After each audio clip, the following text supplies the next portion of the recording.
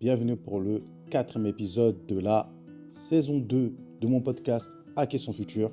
Je suis Franck Laoui et aujourd'hui, on va explorer un thème que j'ai teasé sur TikTok pour ceux qui me suivent sur TikTok. On ne chasse pas, on attire. L'art d'obtenir sans courir après. Pour planter le décor, parlons du chasseur. Le chasseur, qu'est-ce que c'est? Prenons la nature. Le chasseur, il va dans la forêt, il court après sa proie, il se fatigue, il prend le temps méticuleux de courir après sa proie, puis il l'abat, puis il la récupère. C'est un long temps, un long process où l'acteur principal est la proie. Ce n'est pas le chasseur. Et dans vos vies, généralement, vous êtes très dans ça. Et moi, j'ai été aussi également dans ça, dans cette chasse perpétuelle. Et c'est une chasse contre le manque. Plus tu cours, plus ça s'éloigne. On vous a toujours dit « Catch Me If You Can », le film avec Leonardo DiCaprio, pardon. Et ça vous montre une chose, « Catch Me If You Can », c'est courir perpétuellement. Il y a un théorème qui dit que on est excité pendant la course, mais dès qu'on l'a, l'excitation s'en va. Donc les chasseurs ne sont jamais heureux, ils sont heureux pendant la chasse, mais ils ne sont pas heureux quand ils ont la proie. Quand ils mettent la proie, c'est fini. Ils ont envie d'une nouvelle chasse. La chasse est terminée, le plaisir d'aller vers la proie est terminé, limite ne pas avoir la proie reste excitant. On passe notre vie à courir après l'argent, après l'amour, après le succès. Mais, et surtout en tant qu'entrepreneur, parce que nous sommes aussi dans un podcast qui est lié aux entrepreneurs, aux personnes qui veulent avoir une liberté financière. La personne qui force le contact, l'entrepreneur qui spamme, le créateur qui supplie pour un partenariat n'est pas sexy. Moi, en tout cas, je n'envoie pas des mails à foison partout pour obtenir quelque chose. Je crée mon économie. Et donc, la question est, et si le vrai pouvoir, c'était d'attirer au lieu de courir? Jingle.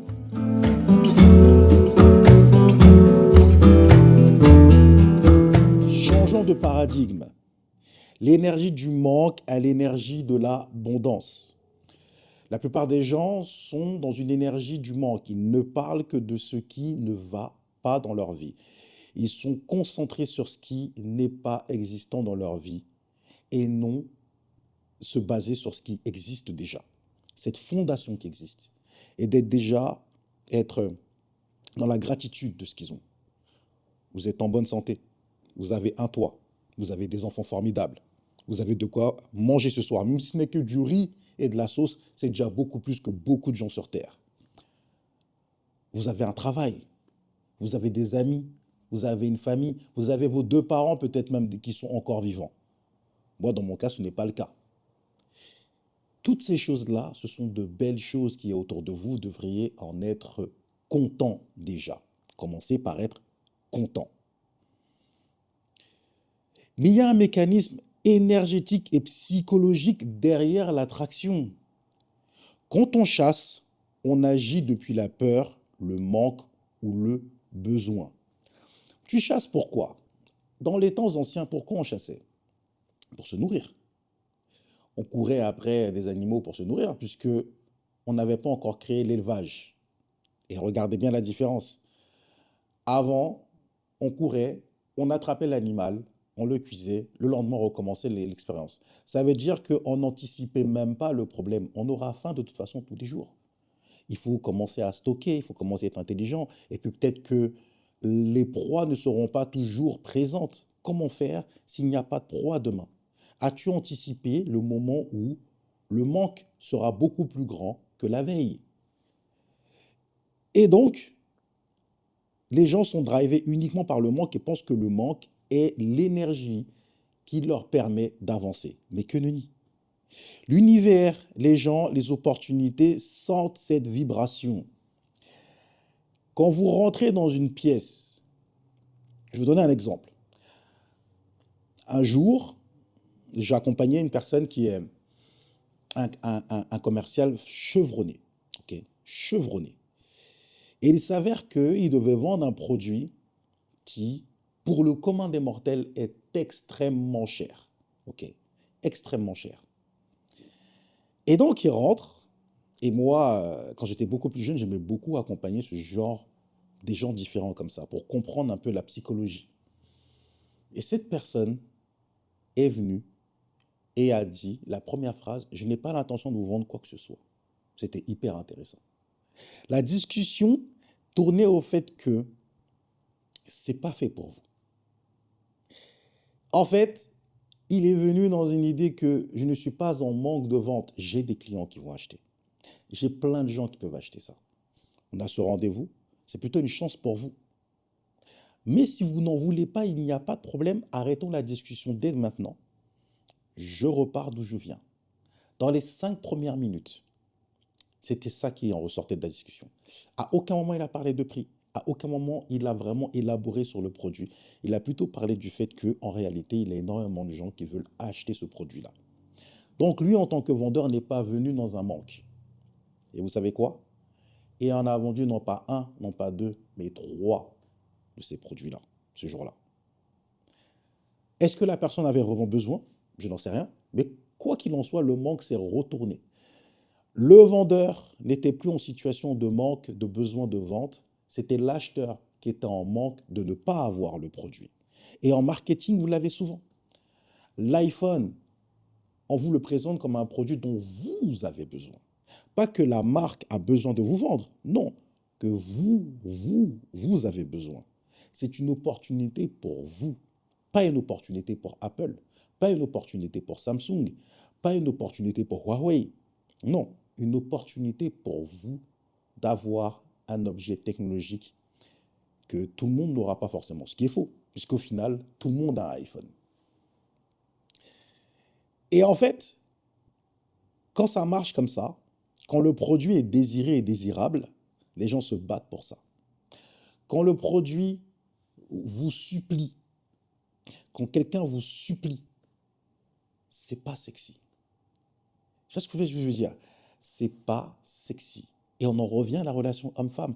Quand un homme est fort, est présent, sait sa valeur, sait ce qu'il est, a un aura, etc., c'est même lui qui a plus de choix, au final. Il ne court pas. Il n'a pas besoin d'envoyer des messages tout le temps. Vous savez quoi, plus jeune? J'étais ce genre de mec qui limite suppliait pour avoir un rendez-vous, qui pensait que c'était normal que quand on fait la cour à une femme, il faut envoyer des messages tout le temps pour savoir comment tu vas, ce que tu fais, où tu es, etc., etc., etc.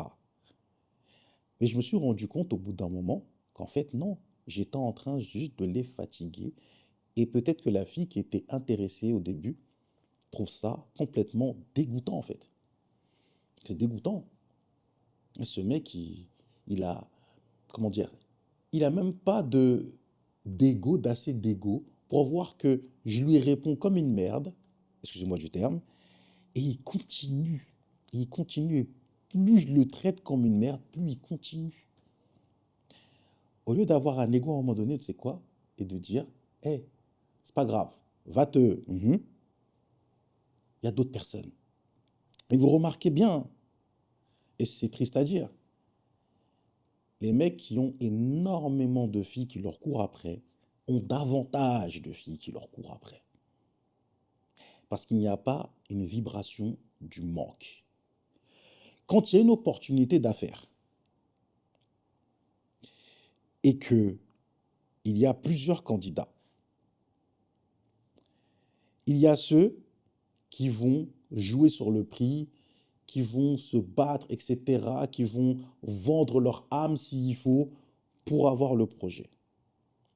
Et puis tu as ceux qui sont tellement forts, tellement puissants, en tout cas qui le font transparaître, qu'au final, on se bat pour eux. C'est-à-dire que eux, on pense à eux avant même que le projet ait lieu. Vous savez, récemment, j'ai vu, parce que j'aime beaucoup lire et m'intéresser à l'architecture, à des choses comme ça. Je n'ai pas le nom en tête. Mais la personne qui a fait la tour à Dubaï, Burj Khalifa, c'est la même personne qui est en train de faire la tour, je crois que c'est à Jeddah, en tout cas en Arabie Saoudite. La même personne. Vous savez pourquoi c'est la même personne? Parce que cette personne a tellement fait de monuments extraordinaires qu'en fait, quand tu veux faire un monument extraordinaire, tu penses à cette personne en premier. Donc, tout le monde se bat. C'est-à-dire qu'on ne prendra pas le moins cher. On prendra ce gars-là parce que rien que son nom, ça annonce quelque chose. Je ne sais pas si vous voyez ce que je veux dire. Rien que son nom annonce l'ambition de ton projet. Et si vous regardez bien dans l'IA, en ce moment, c'est ce qui se passe dans l'intelligence artificielle. Il y a des transferts comme si c'était des transferts en sport. Parce qu'il y a des noms, quand tu les as dans ta boîte, ça signifie quelque chose. Ça signifie que ta boîte a l'ambition d'être l'une des plus puissantes au monde et est prête à mettre les salaires qui vont avec. C'est totalement différent de la mentalité de la plupart des gens qui cherchent à voir à la baisse constamment en se disant que, en faisant des économies par-ci par-là, voilà. Alors que non. Alors que non. Vous voyez très bien que ce soit en sport, que ce soit dans des entreprises, quand vous mettez les investissements aux bons endroits, les résultats sont d'autant plus grands. Je le dis tout le temps, gratuit, c'est trop cher.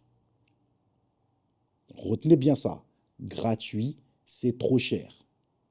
Et donc, si l'opportunité ne vous est pas présentée comme à vous, comme quelqu'un auquel on a pensé pour cette opportunité-là, mais que vous devez vous battre pour cette opportunité, il y a un problème.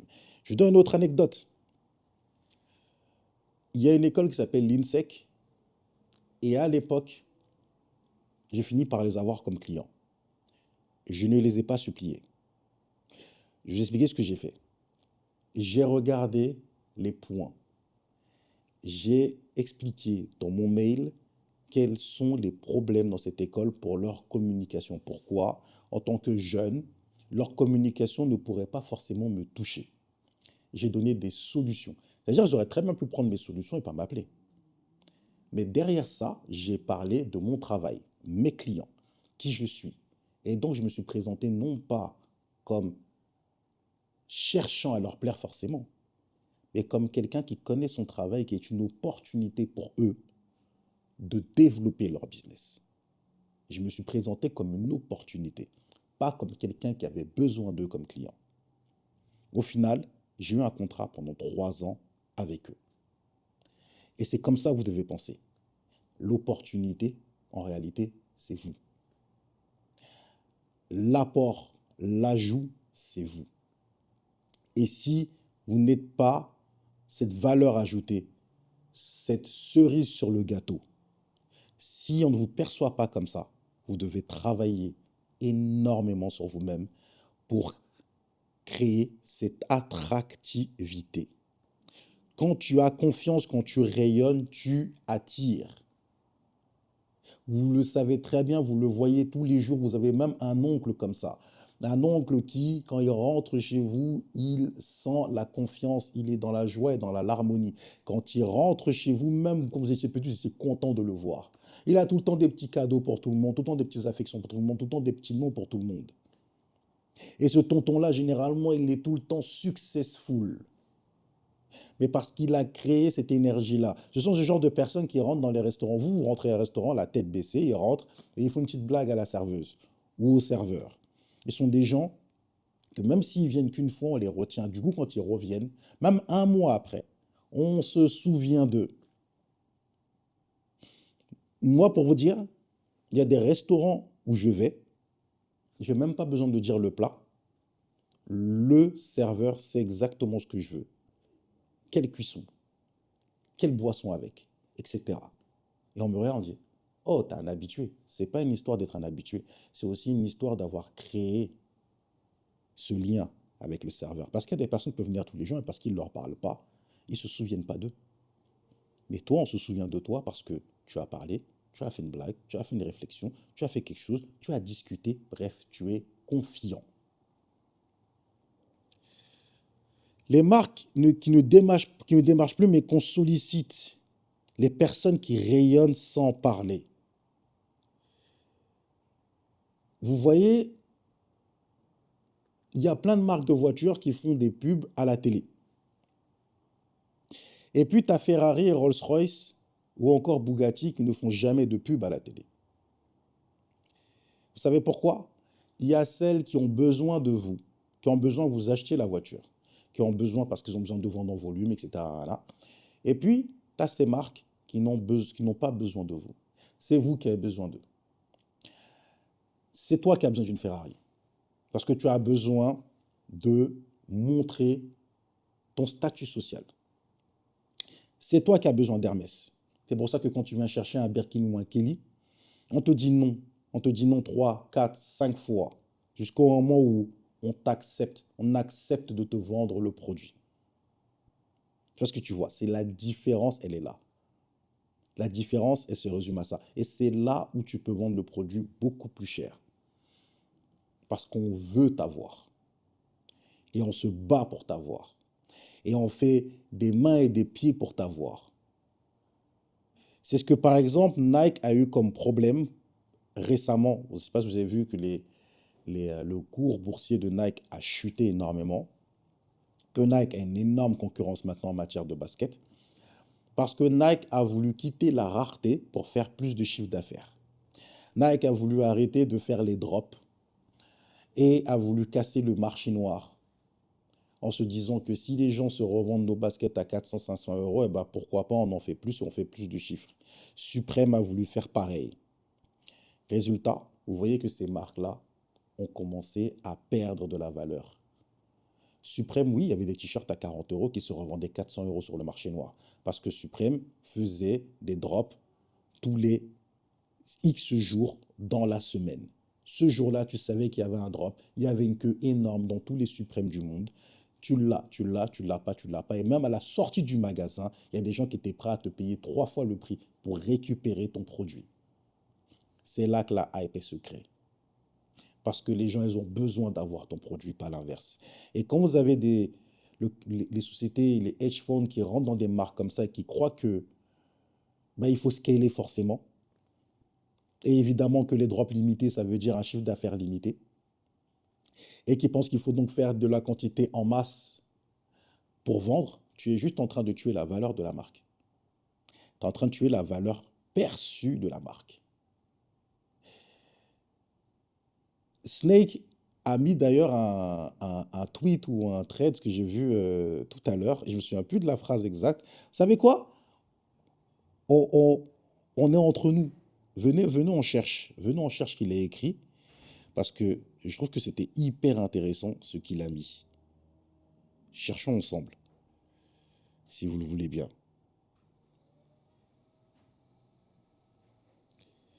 Voyons ce qu'il a écrit. Alors à l'audio, évidemment, ils ne vont pas comprendre, ils vont se dire, mais qu'est-ce qu'il fait? Il a mis, je ne sais pas si on verra la caméra, il a mis « Stay rare ». Je ne sais pas si on verra la caméra, je vais essayer de zoomer pendant le montage pour que vous voyez bien. Et pour ceux qui n'ont pas la vidéo, il a mis « Stay rare ». Et ça va avec notre sujet. Restez rare. Quand vous êtes rare, vous coûtez cher.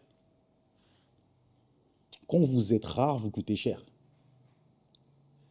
Moi, je l'ai vu, moi, avec moi-même. Avant qu'on passe à la partie 3, je l'ai vu avec moi-même. Je suis quelqu'un qui est très ouvert et très en train de discuter avec tout le monde, parler avec tout le monde, essayer de parler, de discuter en DM, etc. Et j'ai remarqué commencer à avoir un manque de respect, beaucoup dans les DM, et aussi dans les commentaires, de gens qui, opposent un manque de respect au travail donné, au temps que je passe. Vraiment, il y a des mails que j'ai reçus, incroyables. Incroyables. Des phrases incroyables. Comme si on avait élevé des cochons ensemble. Vraiment, ça m'a énormément choqué et je me suis même remis en question de me dire, mais pourquoi tu es sur les réseaux en fait? Les gens, c'est des ouf. Je vais pas vous donner des exemples et tout parce que j'ai pas envie de mettre explicit content pour que pas tout le monde écoute, etc. Mais vraiment, je me suis dit, soit j'ai un public de gens qui sont très mal éduqués, mais j'en doute parce que entre le nombre de mails et le nombre de followers, ben, il y a quand même un écart monstrueux. Mais je me dis, pour que les gens ils aient l'audace de m'écrire ce qu'ils m'écrivent, de me demander ce qu'ils me demandent. Par exemple, je n'ai parlé en live une fois d'une personne qui a insisté, mais pas une fois, deux fois, lourdement pour avoir le numéro de Pharrell, que j'ai bloqué au final. On va rester sur ça. Imaginons 2 secondes. Prenez votre cerveau normal. Une chose que la plupart des gens qui ont des cerveaux normaux, je n'ai même pas besoin d'expliquer. Mais je vais l'expliquer quand même pour que, au cas où, ça te viendra à l'idée de dire, bah, il est où le problème? Tu demandes le numéro d'une des plus grosses stars au monde à quelqu'un qui est sur TikTok, que tu ne connais pas, c'est pas ton pote, que lui non plus ne te connaît pas, il ne sait pas qui t'es. Et tu parles comme si toi, tu allais être comment dire, tu avais besoin de ce numéro parce qu'il faut que tu rencontres cette personne, etc., etc., etc. Et tu espères vraiment que je vais te le donner. Vas-y, je te le donne. Je te le donne. Tu vas appeler. Tu vas dire quoi? Non, franchement, posons-nous la question. Allons jusqu'au bout de la réflexion. Tu vas l'appeler. Tu vas lui dire quoi? Salut Pharrell. Je m'appelle, on va dire un nom. Je m'appelle Didier. Je suis designer. J'aimerais te rencontrer. Je suis vraiment quelqu'un super fort. Voilà, voilà, voilà, voilà. Et dans ta tête, tu imagines qu'il va te donner rendez-vous chez lui. Non, vraiment, allons au bout du délire. Hein. Chez lui. Et puis, il va regarder tes trucs. Donc, toi, tu penses que la vie, c'est un roman, c'est un conte de fées, c'est comme ça que ça marche. Et ça, c'est même pas le pire des mails que j'ai reçus. Donc, je ne sais pas si les gens veulent tester ma crédibilité ou parce que je suis trop proche d'eux, mais c'est pour ça que je fais aussi ce sujet-là. Et pour ça que j'ai fait la vidéo de dire que je ne réponds pas en DM. Il y a l'anti-gourou, mais il y a aussi ça. Et en fait, ça m'a été dit plusieurs fois, mais moi, je ne voyais pas le mal, mais je commence à voir le mal, c'est que, en fait, j'ai compris un truc. Si tu ne mets pas une distance, les gens ne voient pas la valeur de ce que tu es en train de faire. Si tu ne mets pas une distance, les gens ne voient pas la valeur de ce que tu es en train de faire. Parce que les gens, ils ne comprennent pas la vie. Ils voient des gens à Dubaï avec des voitures de location, vivre dans des maisons de location, avoir une vie totalement de location, leur faire miroiter d'être millionnaire en payant que 300 euros. La blague. La blague. Tandis que, il y a quelqu'un qui vous parle de la vraie vie, qui vous dit qu'il y a des Patrick Poivre d'Arvor qui sont scooters, il y a des Gad Elmaleh qui sont scooters, puisque ces gens-là, je les ai côtoyés, ok? Qu'il y a plein de millionnaires qui prennent le métro parce que justement, ça va plus vite, qu'il y a des directeurs des achats de grosses boîtes qui prennent le métro, qui gardent leur voiture à Porte de Paris parce qu'ils habitent dans le 77 et qui ne vont pas se manger 1 heure et demie juste pour flex. Juste pour flex. Et tout ça, en fait. Et là, tu te dis, bah en fait, est-ce que même c'est bien même d'être si proche des gens, en fait? Est-ce qu'il ne faut pas mettre une distance? Et c'est pour ça que j'ai commencé à mettre une distance. Parce que stay rare, comme dit DJ Snake, comme il l'a écrit. Je fais du contenu. Et on va commencer à mettre une distance pour comprendre que je sais ce que je vaux. Je sais ce que je vaux. Je suis une opportunité. Je ne suis pas en besoin. Je suis une opportunité. Et en fait, tout le monde qui a de l'ambition devrait penser comme ça. Vous êtes une opportunité. Vous n'êtes pas un besoin. Là, j'ai envoyé 2-3 mails à des sponsors, etc., etc., etc. Mais en vrai de vrai, dans ma tête, s'ils refusent, ce n'est pas mon problème. C'est eux qui sont passés à côté de l'opportunité. C'est pas moi qui suis passé à côté d'une opportunité. Moi, je sais où je vais. Je sais que 2026, je vais faire plein de dates à l'étranger. Je sais que d'ici la fin de l'année, voire 2026, il va y avoir une appli technologique qui va arriver qui sera autour de ce que je suis en train de faire. Je sais que d'ici 2026, ou courant 2026, il y a des choses incroyables qui vont arriver que, comme dirait Fat Joe, yesterday price is not today price. Ce que je t'ai donné comme opportunité et comme avantage hier ne sera pas le même que demain. Et tout ce que je fais, c'est structuré, ce n'est pas du buzz. C'est structuré. C'est pour ça que depuis janvier jusqu'à maintenant, les chiffres parlent. C'est structuré. Je sais où je vais. J'ai mon ambition. Et je connais la valeur de ce que j'envoie. Et ça, c'est important. Mettez-vous ça dans le crâne. C'est pour ça que vous ne devez pas chasser. Vous devez attirer vers vous. Je vous donne les 3 piliers de l'attraction. L'alignement. Savoir ce que tu veux, le ressentir avant de l'avoir. Moi, quand je commence sur TikTok, je ne commence pas en me disant « je parle pour 10 personnes ». Quand je fais 20 vues, quand je faisais 30 vues, je ne suis pas en train de me dire « ah, c'est la fin du monde ». Non. Je dois mettre la même énergie que s'il y avait 100 000 personnes. Que s'il y a 1 million de personnes. Il faut que je mette la même intensité. Ça veut dire que si je regarde ma vidéo et qu'elle n'a pas l'intensité que j'aurais si j'avais 1 million de personnes qui me regardaient, eh ben, il faut que je regarde il est où le problème et que j'améliore. Quand je fais un truc pour mon client,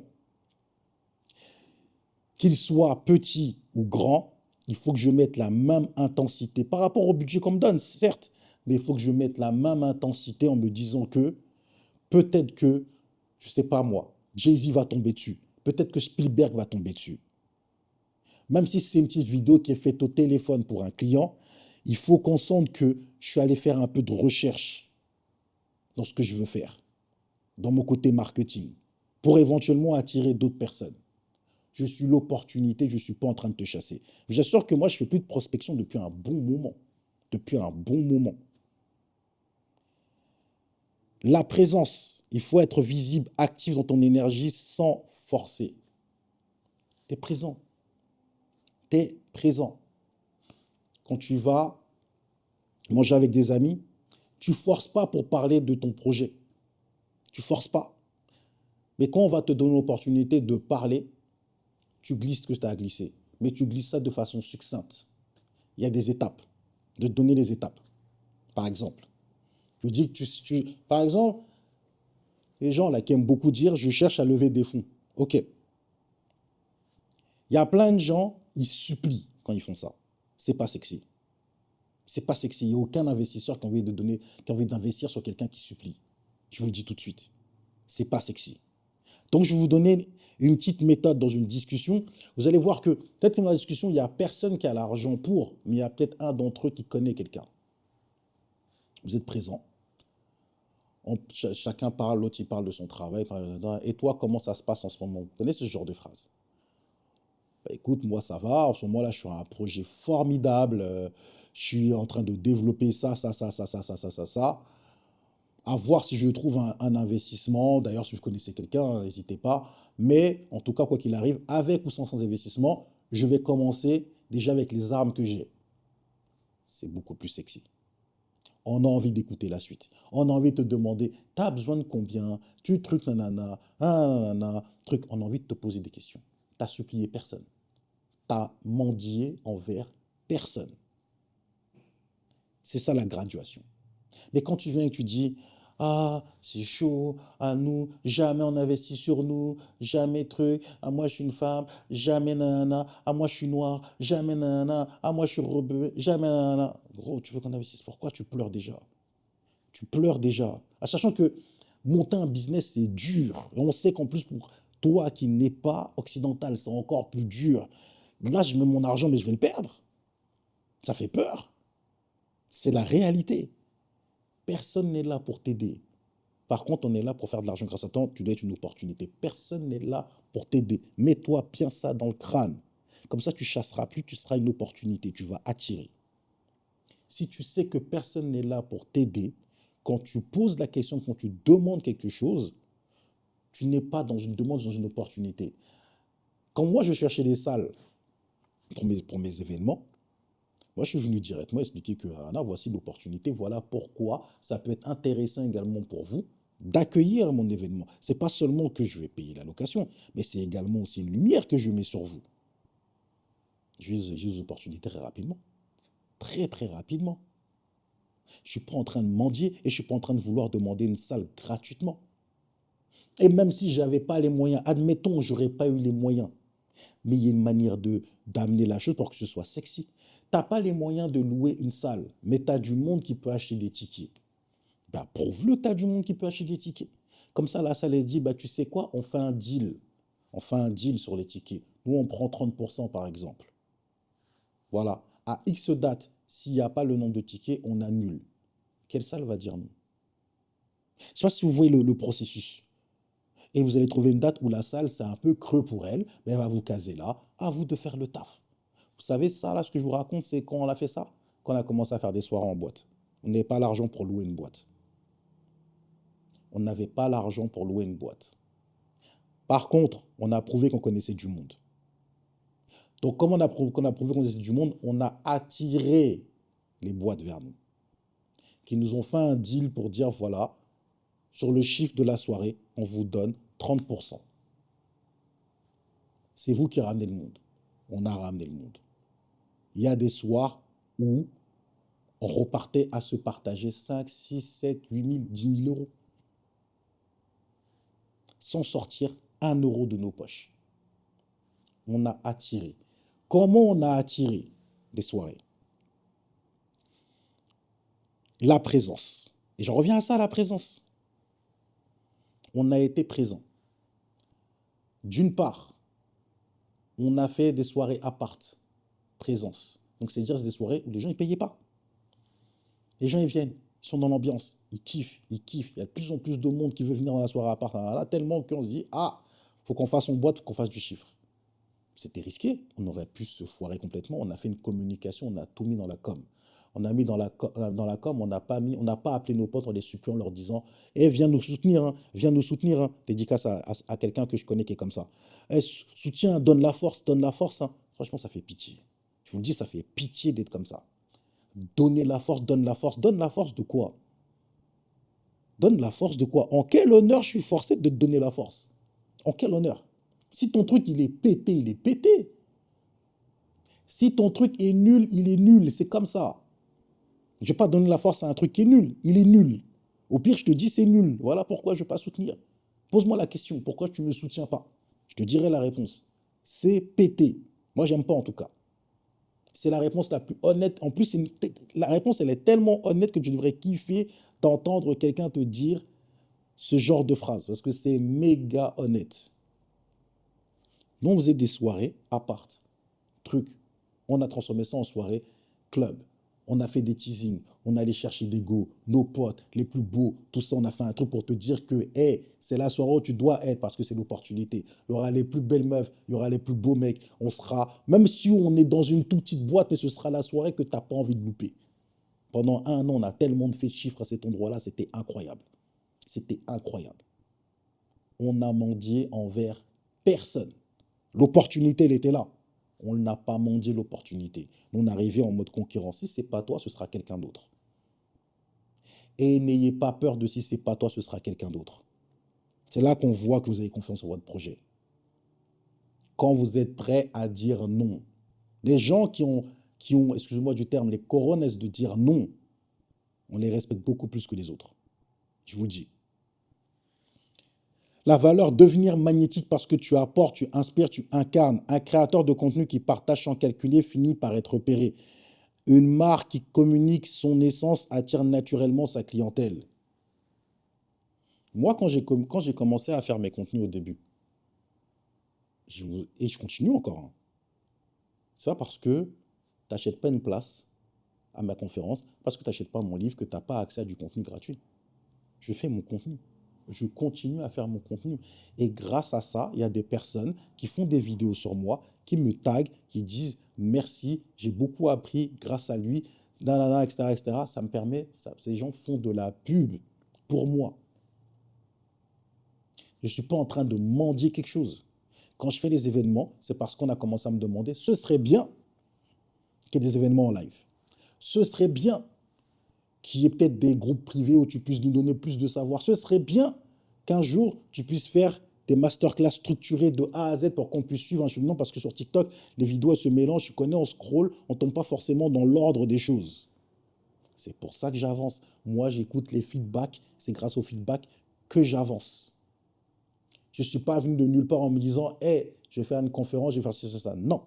S'il n'y avait pas une demande, je ne l'aurais pas fait. C'est l'appel qui crée la passe, pas la place qui crée l'appel. On comprendra qui pourra dans le football. Et je répète, c'est l'appel qui crée la passe, pas la passe qui crée l'appel. Au basket, c'est pareil. C'est l'appel qui crée la passe. Quand tu te démarques, c'est là qu'on te passe le ballon. Si tu ne te démarques pas, on ne te passe pas le ballon, parce qu'on va perdre le ballon. Donc vraiment, c'est ultra important. Et vous voyez qu'il y a beaucoup de marques. Regardez maintenant même. Je reprends encore l'exemple de Nike, même l'exemple d'Adidas, ou même Lululemon. Limite, il ne te parle plus du produit en tant que tel. Il te parle de l'univers autour du produit, d'appartenir à ce genre de personnes, ce genre de crew. En achetant cette marque, tu appartiens à ce genre de personnes. Tu veux ressembler à ces gens-là? Achète cette marque. On n'est plus en train de te faire des pubs du monde en mode la nouvelle Air Max est sortie. Ça, on fait pas ça. C'est fini.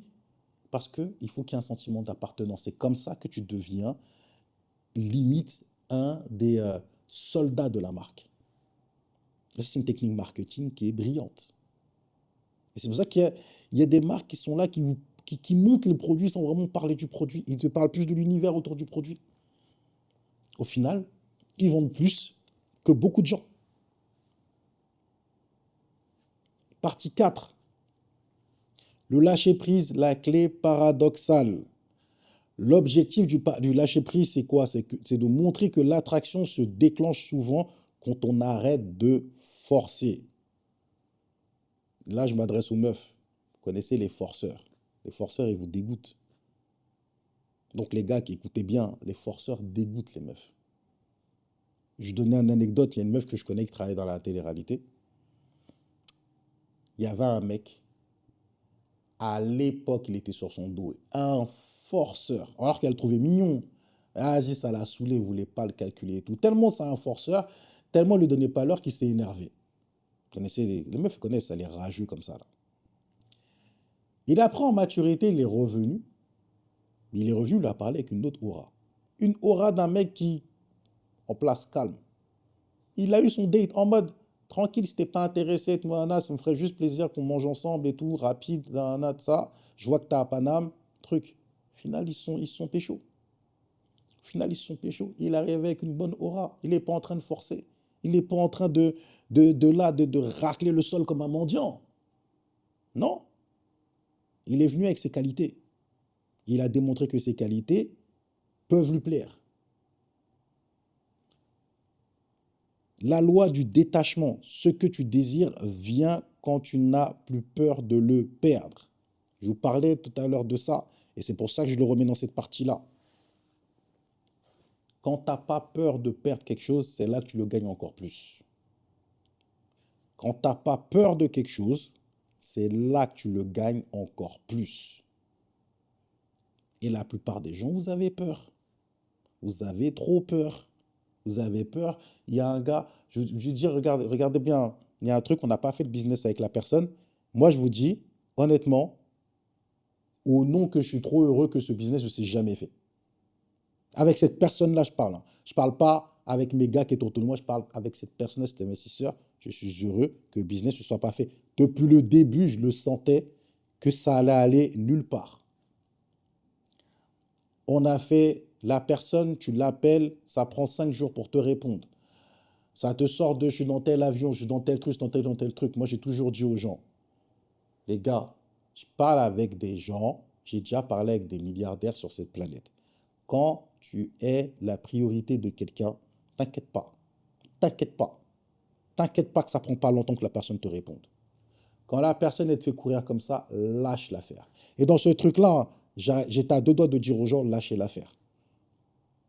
Je suis allé visiter des bureaux pour rien. Je suis allé niquer mon image pour rien. Mon image et mon nom pour rien. Parce que j'ai fait jouer de mes contacts. Au final, j'ai niqué mon image pour rien.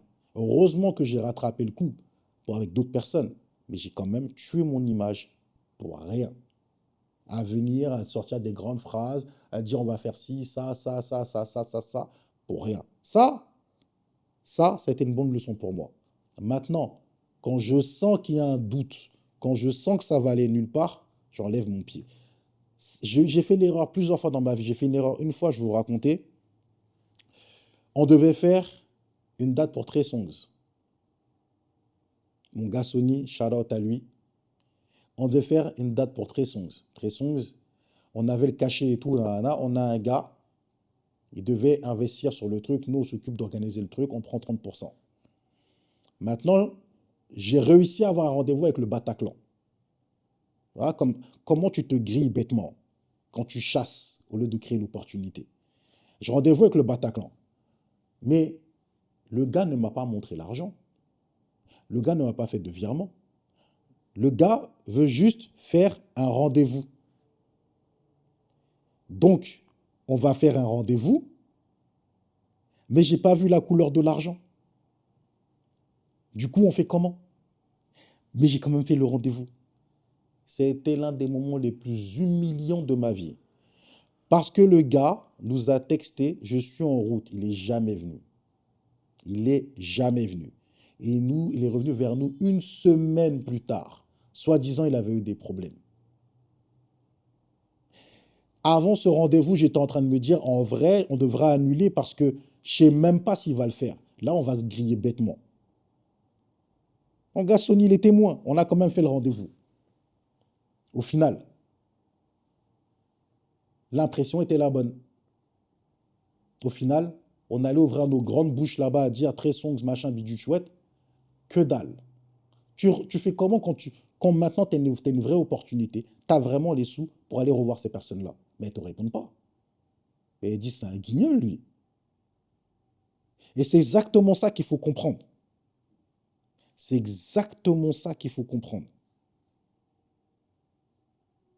Ne pas avoir peur de perdre quelque chose. On était tellement content de faire Trey Songz qu'on a forcé. Il n'y a pas à forcer. Trey Songz, qui tu veux, 50 Cent, qui tu veux. Si le partenaire il n'est pas fiable, enlève ton pied de là. Fais pas. Enlève ton pied. Fais pas. C'est mieux. Il n'a qu'à faire avec quelqu'un d'autre, c'est pas grave. Toi, tu ne le sens pas. Tu vois que tu as mis comment ça s'appelle, des directives précises. Aucune d'entre elles n'est remplie. Enlève ton pied. Tranquille. Il n'y a rien. Vaut mieux faire ça. Au moins, même l'endroit va se dire, il est carré, les trucs, les nananas, lui, il a fait ses précautions, que d'aller comme ça tout droit parce que tu es en train de rêver. Le moment où tout bascule, c'est que tu as fait de ton mieux et après tu lâches l'affaire. Tu as fait de ton mieux, tu lâches l'affaire. C'est bon, c'est pas grave. Tranquille, il n'y a rien. C'est ce que je veux dire? Et ça, c'est important à comprendre. Tu as fait de ton mieux. Tu as fait de ton mieux. Tu as mis toutes les armes envers toi pour attirer les choses. Maintenant, ce qui va arriver là, c'est pas entre tes mains. Et tu dois accepter ça. Que la décision des autres, elle n'est pas entre tes mains. Tu vois, nous, on était en appel d'offres pour un contrat. On a mis trop d'émotions dedans. On a mis trop d'émotions. On a trop cru que parce qu'on connaissait les gens de l'appel d'offres, forcément, ils allaient nous prendre. Ils ne nous ont pas pris. La déception était beaucoup plus grande encore. Mais en vrai, c'est leur décision, c'est leur argent. Tu l'acceptes. Il n'y a rien. Ça ne va pas te tuer. Tranquille. Et en plus, même quand tu vas accepter leur décision, ça va leur montrer que tu n'as même pas besoin de ça. Tu vois ce que je veux dire? Tu n'en as même pas besoin. C'est-à-dire que Là, toi, tu as déjà d'autres choses en tête. Tranquille. Oui, tu comptais sur ça. C'est pas arrivé, tranquille. Il y en aura d'autres. Et quand on a commencé à penser comme ça, c'est là que le même client est revenu et on a eu une opportunité encore plus grande avec ce client-là.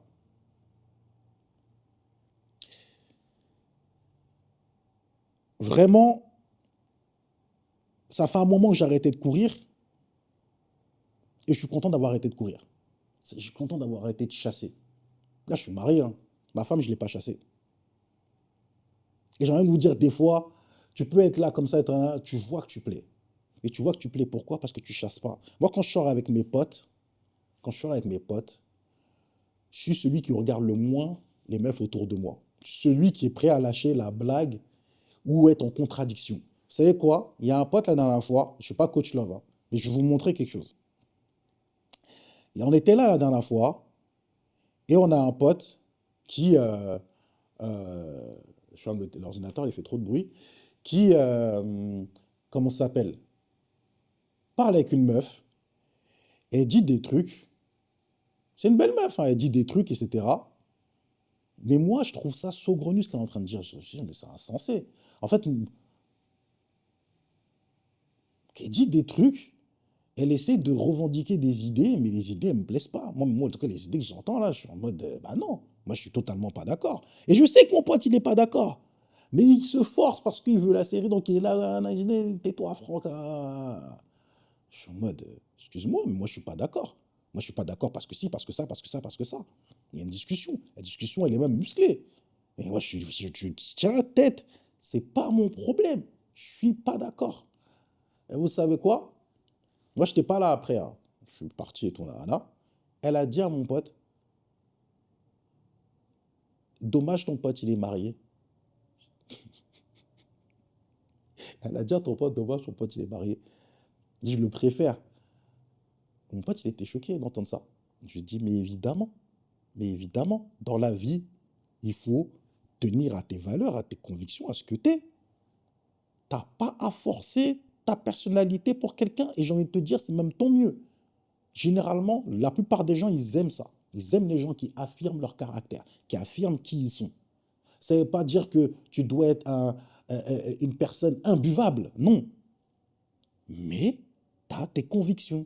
Tu n'es pas comme l'autre, tu n'es pas là à subir tous les trucs qui se passent, non. Tu as aussi des trucs que tu vas dire, merde. Et en étant quand même ferme sur ce que tu as à dire, ça va arriver. Et je vais vous donner une anecdote business où je n'ai pas été ferme et je m'en suis bouffé les doigts de ne pas avoir été ferme. Pendant le Covid, on commence à voir qu'il y a une lueur d'espoir pour que ça ouvre pendant l'été. On a une réunion avec nos associés et moi et mon gars, encore une fois, Sony,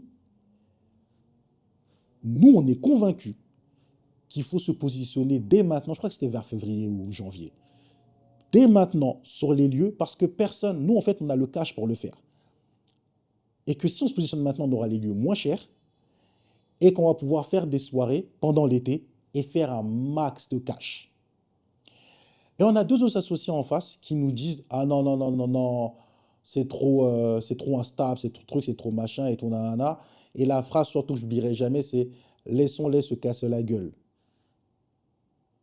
Et vous voyez, ce jour-là, j'aurais dû être ferme.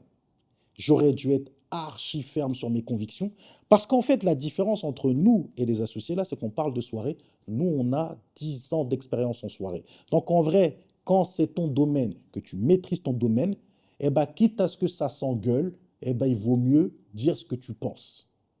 Et nous, on était trop dans la paix. Nous, on est trop des gens feng shui, yin et yang, trop calmes. On n'est plus comme ça désormais, c'est terminé. Ça nous a vaccinés. En fait, tu n'as pas à être feng shui, je ne sais pas quoi là. Si ce que tu entends ne te plaît pas, toi, tu es convaincu à 100% que ça ne te plaît pas. Même ce que je suis en train de te dire, tu as le droit d'être contre. J'ai aussi le droit de défendre mes idées parce qu'en fait, il y a des gens, ils ne comprennent pas qu'ils écrivent un commentaire et parce que moi, je ne suis pas d'accord avec leurs commentaires, ça les énerve, ils croient que j'enlève leur liberté d'expression. Je n'enlève pas ta liberté d'expression. Donc moi, tu dois dire un truc qui ne me plaît absolument pas, et moi, je dois me taire, je dois être la Suisse. Je suis la Suisse, moi. Je suis un territoire neutre. Vous n'êtes pas assez habitué à la confrontation. La confrontation, c'est bon, c'est sain. La confrontation, c'est ce qu'il y a de mieux pour faire avancer les gens. Et en fait, en vrai, c'est dans la confrontation, donc dans le fait de savoir que toi, tu attires, tu ne chasses pas. Toi, tu ne déroges pas à ce que tu as à faire. Tu ne vas pas déroger. Tu t'y connais. Et s'il faut que ça parte en gueulant, en embrouille, ça va y aller. Mais tu ne vas pas déroger, tu sais ce que tu as à faire. Tu es prêt à claquer la porte. J'aurais dû claquer la porte ce jour-là. Oh non.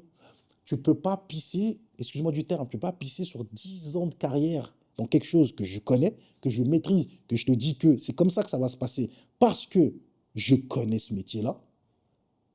Parce que toi, tu n'y crois pas.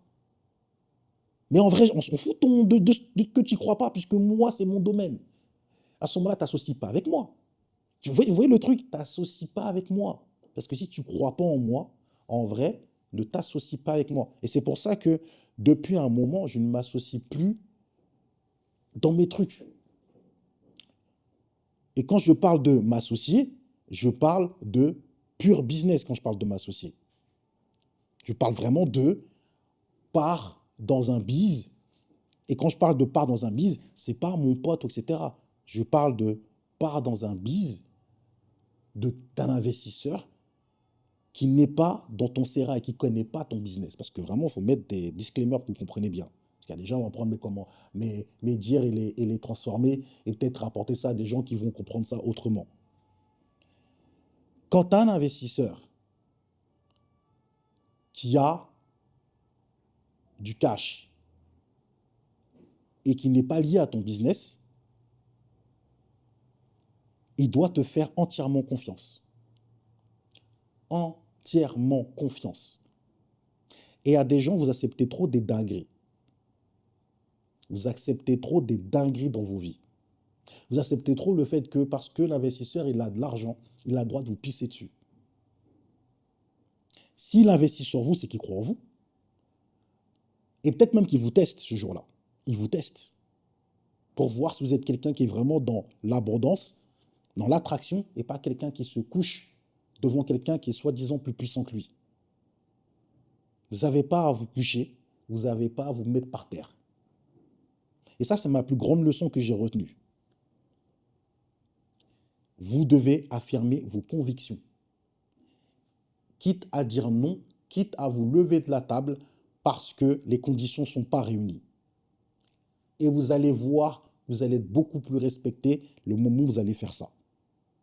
Où vous allez tenir tête et tenir bon parce que vous avez l'expérience et vous pouvez par A plus B que votre expérience tient la route. Et quand j'en reviens à ces soirées-là, quand tous les gens qui ont fait les moves rapidement, tous ils ont mangé. Cet été-là, on n'a quasiment rien mangé sur les soirées. Faut voir comment je t'ai dégoûté. Faut voir comment je t'ai dégoûté. Je faisais genre, je relativisais. Faut voir comment j'avais le seum au fond de mon cœur. Et c'est pas bon d'avoir le seum. Mais il faut voir comment j'avais le seum au fond de mon cœur. Pour conclure, tu ne cours plus derrière les portes. Tu deviens la maison que tout le monde veut visiter. L'attraction, c'est une discipline, c'est la confiance, c'est la clarté, c'est la constance. Est-ce que toi, tu veux arrêter de chasser? Est-ce que tu veux que les choses viennent à toi? Si tu veux arrêter de chasser et que tu veux que les choses viennent à toi, je te donne 5 points rapidement pour terminer la vidéo. Être dans la discussion. Pour être dans la discussion, il faut que dans le domaine que tu vises, le domaine dans lequel tu es, on n'ait aucun doute que tu es bon. Et il faut que ça se sache. Il faut que dans toutes les discussions que tu as, quand vous voyez les gens qui n'arrêtent pas de parler de leur taf, là, vous ne voyez pas que vous savez qu'il est avocat d'affaires, qu'il est avocat en droit, qu'il est juriste, qu'il est truc, les machins, qu'il est comptable. Et quand vous avez besoin d'un comptable, vous ne voyez pas vous appeler cette personne-là? Il faut que ça se sache. Il faut que ça se sache. Vous devez savoir le dire d'une certaine manière, mais il faut que ça se sache que vous, dans votre domaine, d'une part, vous vous y connaissez, et surtout que tout le monde sache que c'est votre domaine. Ça, c'est le Premier point. Le second point, vous êtes une opportunité pour les autres. Vous n'êtes pas un mendiant. La personne qui veut commencer à trop discuter avec vous sur vos prix, sur vos trucs, etc., soyez ferme. On peut être flexible, on peut s'arranger sur certaines choses. Mais commencez pas à mendier, commencez pas à vous vendre parce que vous devez payer une facture à la fin du mois. C'est le meilleur moyen pour que ça marche à court terme, mais à long terme, vous vous cassiez la gueule. Moi, j'en ai fait les frais. À l'époque, quand je faisais mes vidéos à 250 euros, j'en faisais 20 dans le mois. J'étais juste en train de me tuer ma santé. Je croyais que je gagnais bien ma vie. Pas du tout. Pas du tout. Parce que quand tu fais ce sacrifice-là maintenant, quand tu veux monter ton prix, plus personne ne veut monter son prix, bizarrement. Plus personne. Toute personne veut, bizarrement, aligner le prix. Non, il n'y a pas. Ou alors, il faut savoir dire à ce moment-là non. Voilà. Tous ceux qui veulent maintenant garder le même prix, c'est pas grave. Vous savez quoi? On ne bosse plus ensemble. Vous allez voir que ces personnes-là vont revenir et vont s'aligner sur votre prix. Une fois que vous avez fait ça, le troisième point, vous savez affirmer vos valeurs. Vous savez être en contradiction. Vous savez que vous n'êtes pas là pour suivre. C'est vous l'opportunité, vous n'êtes pas là pour suivre. Vous écoutez, vous faites preuve d'analyse. Mais il y a des moments où vous affirmez également que ce n'est pas la bonne voie. Quitte à ce que ça monte la voie, que ça monte un peu haut, il n'y a pas de problème. Il faut savoir s'affirmer. Le quatrième point, travaillez sur votre aura, votre façon de parler, votre façon de vous présenter, votre crédibilité visuelle. Votre crédibilité visuelle, elle est vachement importante, surtout en 2025. Votre crédibilité visuelle va faire qu'on vous voit d'une certaine façon. Moi, il y a des dîners où j'allais, où je m'habillais comme tous les jours. Et ben, je vois que quand on sort du dîner, la personne ne veut pas marcher à côté de moi. Et il y a une fois, cette personne-là, en l'occurrence, parce qu'on prend toujours le même chemin ensemble. Ce gars-là, on a pris le chemin ensemble parce que je suis venu avec une chemise jean et une veste Marlboro. J'étais habillé comme dans leur standard à eux. Cette personne a fait le chemin avec moi. Cette personne n'avait pas honte de faire le chemin avec moi. Vous voyez ce que je veux dire? On parle de gens qui pourtant ne sont pas dans le swag ou je ne sais pas quoi. Hein. Mais je ressemble à leur standard de vie. C'est important de le comprendre. Et enfin, le cinquième et dernier point, et on se quitte comme ça. Tu attires. Tu n'es pas un aimant dans le champ, tu vas acheter un aimant dans le centre commercial. Hein. Tu es un aimant dans le sens que tu es celui qui crée les opportunités. Et il ne faut pas avoir peur de créer des opportunités, quitte même à ce que ça ne te rapporte rien. Comme un créateur de contenu. Ça va te rapporter plus tard. Sois pas pressé. Commence pas à travestir ce que tu fais parce que les marques, elles ont sponsorisé une meuf qui a 20 000 followers alors que toi, tu en as 200 000 et que toi, personne t'a appelé. Sa niche, elle marche comme ça, tant mieux pour elle. Sache qu'à 200 000 followers, tu n'as pas le même prix qu'elle. Déjà aussi, il faut le comprendre. Et que comme tu n'as pas le même prix qu'elle, il faut que tu restes ferme aussi sur le fait de ne pas te vendre. Si ton relais, il marche, continue ton relais. On ne fait pas les choses pour l'argent. C'est parce qu'on répond à des problèmes que l'argent vient après. Et parfois, ça prend plus de temps pour certaines personnes parce que vous, les sommes que vous allez atteindre, elles sont incroyables. Et dans la même occasion que, quand il y a quelqu'un d'intéressant, peut-être que ce n'est pas toi en direct, peut-être que c'est quelqu'un que tu connais, mais que la personne est intéressante. Encore une fois, hein, pas quelqu'un, un béni oui ou un gars bizarre qui fait 100 000 fautes dans un mail. Non, quelqu'un d'intéressant qui va te dire, par exemple, j'ai vu que dans tes contacts, il y a tel ou tel truc que tu connais et tu vois que cette personne est ultra intéressante. Tu n'as pas d'intérêt tout de suite, mais tu es un canal d'opportunité. Ça va arriver après. Fais la passe. Un jour, tu serais étonné des passes qu'on va te faire. Tu serais étonné qu'on va même t'appeler alors que tu n'as rien demandé. Moi, j'en suis la preuve vivante. De passes que j'ai fait à des gens, de relais que j'ai fait à des gens, qui me l'ont rendu, mais d'une force incroyable, avec des opportunités incroyables. Et la vie, c'est ça. Et la vie, c'est ça. C'est une opportunité pour les autres. Pas forcer, pas chasser, pas fatiguer les gens, pas spammer les gens, etc. C'est une opportunité. Celui qui veut prendre ton opportunité, il prend ton opportunité. Celui qui ne veut pas prendre ton opportunité, il ne prend pas ton opportunité. Il n'y a pas de problème. Et dans tous les cas de figure, je veux être Aya Nakamura quand on annonce un Bercy et que c'est fini et que c'est fermé en 5 minutes. Je veux être ça. Je veux être ce truc de tu as envie d'y aller. C'est même pas elle qui a besoin que tu remplisses le concert. C'est toi, tu veux y aller absolument parce que tu as peur de ne pas avoir les places pour le concert. En vous souhaitant une bonne journée et on se retrouve à Bruxelles, 14 décembre à Paris. Les infos sont sur le site. Et les autres dates 2026, elles arrivent. Très très fort. Avec ou sans eux, on va le faire quand même. Ce que je vous dis, je l'applique à moi-même. Bonne journée à vous.